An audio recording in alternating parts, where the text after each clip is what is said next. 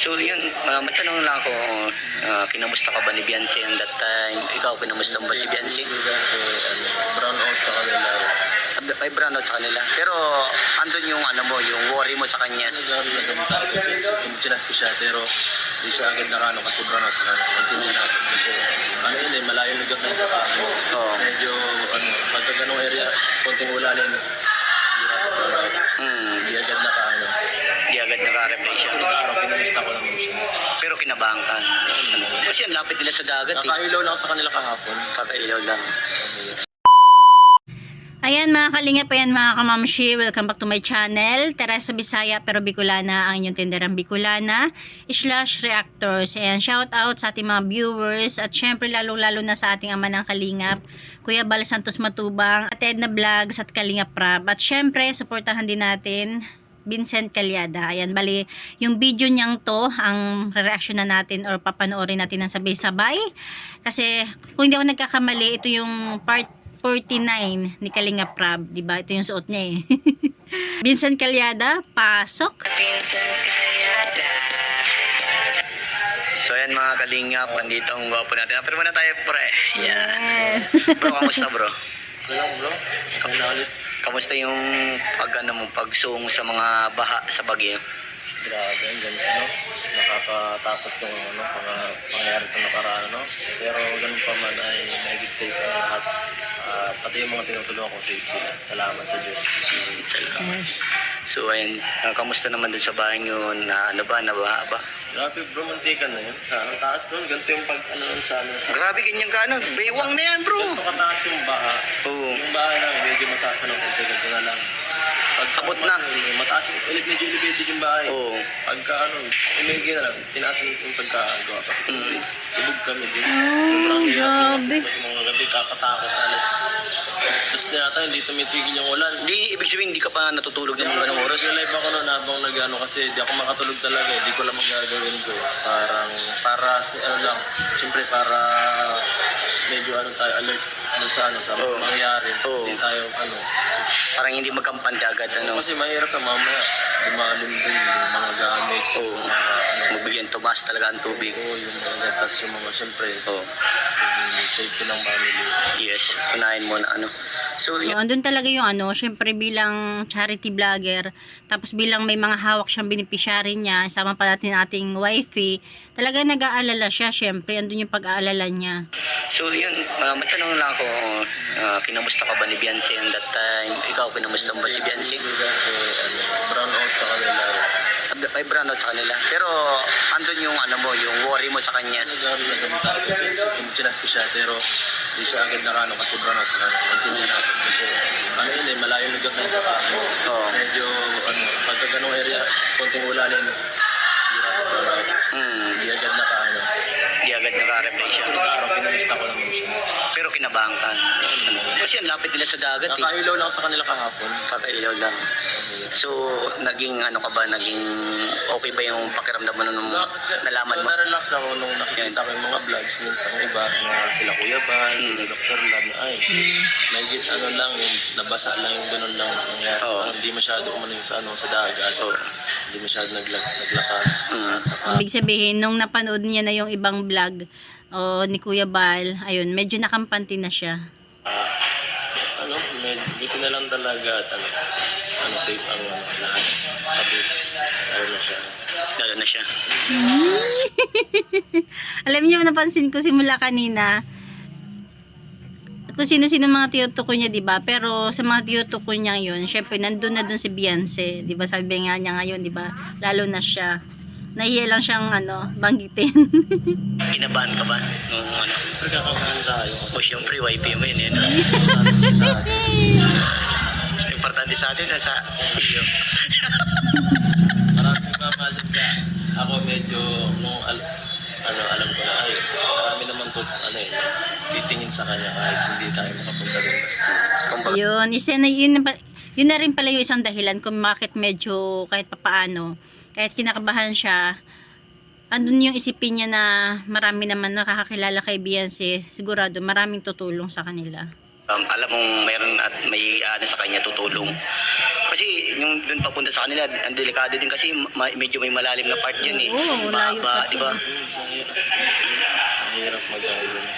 So ang Hindi ka ba, stranded ka doon kapag mo na kasi malalim ng baha doon. Sinubukan nila doktor na pumunta na nung hindi natuloy kasi yun nga, di kaya suungin yung baha. Napakalalim ng oras ng bagyo. Kaya ang pinakano talaga doon, kanya-kanyang kanya-kanyang ingat muna. Tapos pagka medyo okay na, saka na lang Tsaka na lang, action. Kasi dapat talaga papaupain mo muna bago ka mag-action eh. Kasi mahirap na. Paano pa sa pagkaano mo. Kasi yung mga sakit ba sa kukuha sa tubig, yung mga di ba? Mahirap magsuong dyan. Ano mo, baka ikaw pa mapaano, ikaw Mapahamak. mapahama. Kailangan maging matalino sa Pag-action o pag-alaw. O, tama. So, ang Kalinga Edo ba? Ano ba yung naramdaman mo yung that time na ganitong may sakuna na grabe, yung maraming pininsala talaga ng mga kababayan natin na naghihirap? Ano yung naramdaman mo, bro? Naano ako na, siyempre na, yung mga tao dito natakot, kasi siyempre maraming, halos, ngayon lang ako nakaramdam ng ganitong experience. Simulat, high school pa yata yung experience ko rin ganito kalakas na bahay. Siyempre, ko talaga, ako mismo na Saksi mo? Ako mismo nakaramdam ng medyo takot na, hanggang kailan tuma-stop ng ulo na to, sabi niya, nasa gitna pa lang yung bagyo. Parang kalahati na paano kung yung ulan na ilanin na yun, nagdiretso hanggang ngayon kasi sinabi pag kasi hanggang ngayon. Mahigit nag-stop na. Tapos nung oras na yun, medyo, talaga, nakakatakot kasi maraming nangangailangan doon sa amin, daming nirescue ng tao. Daming nirescue, talaga, barahan na, wala nung gadibdib ng baha. Tapos, dami na nagpupo sa Facebook, puro taranta na yung iba. Talaga, grabe talaga pag ganong kaanuhan. So, grabe, sobra talaga nakakatakot. Ay, siguro halos lahat. Diba nung una, dito sa Maynila, tapos sa ibang lugar, parang yung mga huling bagyo, talagang grabe, yung mga hindi binabaha dati, biglang binaha din talaga. Kaya, naintindihan ko siguro, dami nakaka-relate dito kay Kalingap Edo na yung naramdaman na sa kasagsagan ng bagyo. Diba, siguro halos lahat talaga nakaranas no na talagang, kung kami dito dati hindi binabaha, binaha rin. Grabe, paano pa yung ibang lugar na halos lagpas bahay na, no? Inabot na yung second floor. Siyempre, anong nangyayari, baka parang end of the world lang nangyayari. Feeling mo pagka ganun pala, yun ang nararamdaman mo. Kala mo katapos na ng lahat. Yes. Tapos, Nakatakot. Tapos nung umaga medyo tapos. Pero ganun pa man, pa rin ako sa mga tao na nung naglabas ako ng bahay, punta ako sa intro para magkuha ako ng magpa-load, magkuha ng magbili ng kailangan namin. Sa mga gilid-gilid, marami ako nakita mga kawawang tao. Bilang charity vlog para Inabutan mo sila. wala pa akong dala nun kasi sakto lang na para naawa ako sa mga nasa paligid ng tao. Nadurog yung puso mo. Oo, nakakaduro ng puso yung mga tao nakikita ko. Bibigay ko na sana yung pang yung pang-load ko, sabi mo. Kaso wala na talaga sorry dun sa di ko naabutan. Kasi wala. Siguro bumawi naman si Kalingap Edo nung matapos na yung kasagsagan ng di ba? Kasi ang dala lang daw niya is pang-load.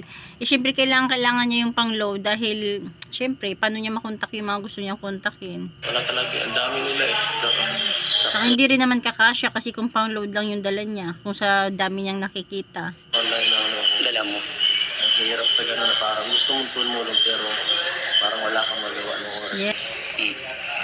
Anong may papayo mo sa mga kababayan natin na nasa lanta ng bagyo na para mabigyan mo sila ng lakas ng loob na makabangon ulit sa nangyari?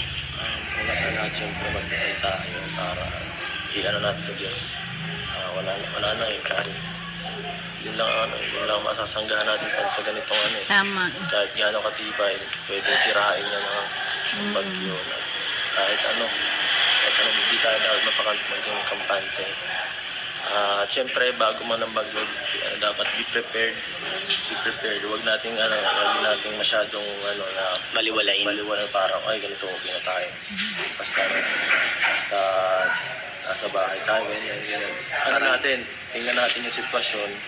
Kung hindi kaya ng bahay natin or tawag dito, delikado ang ating kalagayan. Mas na agad natin, huwag na natin Huwag na hintayin mas delikado. pagpahalagan yung mga naadyang gamit. Kasi pag yung buhay, okay lang mawala yan, pero pag buhay na wala, mahirap kang mabalik yan. Yeah. Tama. Kasi kadalasan talaga, di ba, pag mga ganyan, minsan ayaw pang umalis sa bahay kasi iniisip pa yung mga gamit. Nung nakapanood nga ako bro ng yung bang namatay sa may mga video naman. Sobrang naawa ko. Naiiyak ako. Kaya, Kasi mo tayo, kasi lagi ko iniisip parang tayo safe, tapos sila ganun pala yung nangyayari. Sobrang kakadurog ng puso, di ba? So ayan, salamat bro sa advice mo para sa mga tao na salanta ng bagyo, na always dapat mag-pray at saka huwag magkampante. Tama yung bro yung sinabi mo. So ayan bro, may gusto ko bang sabihin kay Beyonce na ayan, di ba, hindi ka nakapunta yung that time kasi syempre mahirap na magsuong ka sa mga ganung delikado, di ba? So, naintindihan ko yung gusto mong sabihin. Siyempre, alam mo naman may tutulong sa kanya doon. May Yes, tama. liligtas kumbaga kung may mangyari. Tsaka andun ang pamilya ni Beyonce, kompleto sila. Hindi lang sila basta may mga kamag-anak din sa mga iba't ibang bahay. Mang na hindi na inaasahan. So, ano yung may sasabi mo kay Beyonce bro? maging aware at maging alert lang sa lahat ng mga ng ganitong klase at syempre i-update yung kami tayong lahat dito kung may nangyari na ganun para medyo May alam tayo, hindi tayo mabibigla sa mga nangyayari. Oo. Tama. Again, stay safe lagi. Ingat. YP. Amping. Ambing. So, ayan bro. Yun ang tawagan nila, no? Amping-amping. Ano raw? Ingat. YP. Amping. Ambing. Di ba? YP. Amping. Ambing. Amping-amping. So ayan bro, baka may uling kang mensahe sa mga minamahal mong supporters sa iyo at sa EDSI. Siyempre, una sa EDSI, salamat sa pagiging bigit nilang grabe ang suporta sa atin sa channel natin at siyempre sa lahat ng ating mga tinutulungan sa ating love team, thank you po. At sa lahat ng supporters ng Solid, thank you rin po sa walang sawang pagmamahal at sa pag-pray sa atin. Grabe pag-aalala nila nung tayo. Salamat po. Okay po sa Dalina Pwede. Sana okay din po kayo lahat ng masalanta ng bagyo. Ingat po. God bless po sa inyo lahat.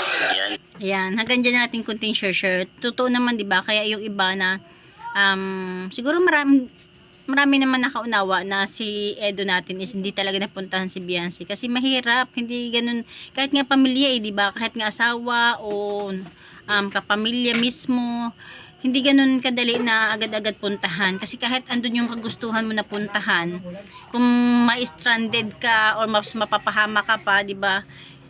Kaya nga yung iba minsan halimbawa yung tatay, yung haligi ng tahanan wala sa bahay nila, mas maigi pang ayun, mag-pray, hintahin na humupa kasi kung susugod baka mas lalo mapahama. Kaya yung mga nasa bahay at kaya naman nilang isip yung sarili nila, gawin nila yung the best nila, tapos sabihan na lang din yung mga mahal nila sa buhay na huwag kayong pupunta agad-agad dito kasi baka mapahama kayo sa daan, di ba? At least kampante yung mga utak nila kasi kung yung isa sa kanila is aalis or pupuntahan sila ng pilit, mas kabado pa, di ba? At least mag-stay ka lang diyan, basta kailangan safe ka lang diyan o safe lang kayo diyan, o di ba?